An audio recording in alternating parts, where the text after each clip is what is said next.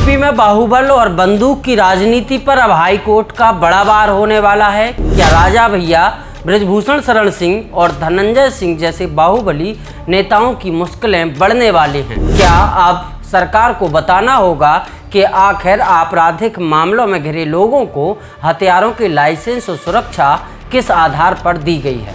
दरअसल हाईकोर्ट ने यूपी के 50 से भी ज़्यादा बाहुबली नेताओं की पूरी क्राइम कुंडली योगी सरकार से तलब कर ली है। कोर्ट ने इन नेताओं के खिलाफ दर्ज मुकदमों, गन लाइसेंस और मिली सरकारी सुरक्षा की भी जांच के आदेश दिए हैं।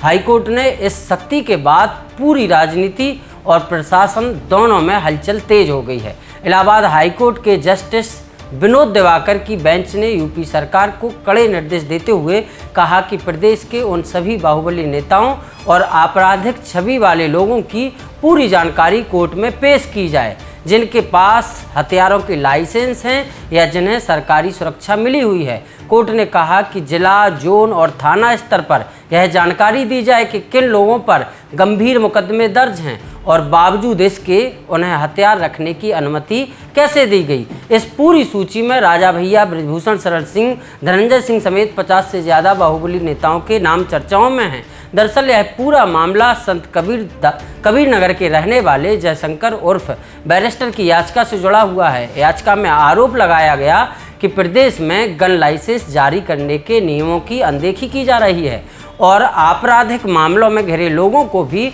आसानी से लाइसेंस दिए जा रहे हैं। 18 मई को हुई सुनवाई के दौरान हाईकोर्ट ने इस मामले को गंभीर मानते हुए सरकार से जवाब मांगा था और 20 मई को आदेश की कॉपी हाई कोर्ट की वेबसाइट पर अपलोड कर दी गई। सरकार की तरफ से दाखिल हलफनामे ने खुद हाई कोर्ट को हैरान कर दिया। हलफनामे के मुताबिक यूपी में इस समय 10 लाख से ज़्यादा शस्त्र लाइसेंस जारी हैं, जबकि 23,000 से ज़्यादा आवेदन अभी भी लंबित हैं। सबसे बड़ा सवाल तब खड़ा हुआ जब सरकार ने बताया कि 6,000 से ज़्यादा ऐसे लोगों को भी लाइसेंस दिए गए हैं जिन पर 2 या उससे अधिक आपराधिक मामले दर्ज हैं। इतना ही नहीं, प्रदेश में करीब 21,000 ऐसे परिवार भी हैं जिनके पास एक से ज़्यादा शस्त्र लाइसेंस मौजूद हैं।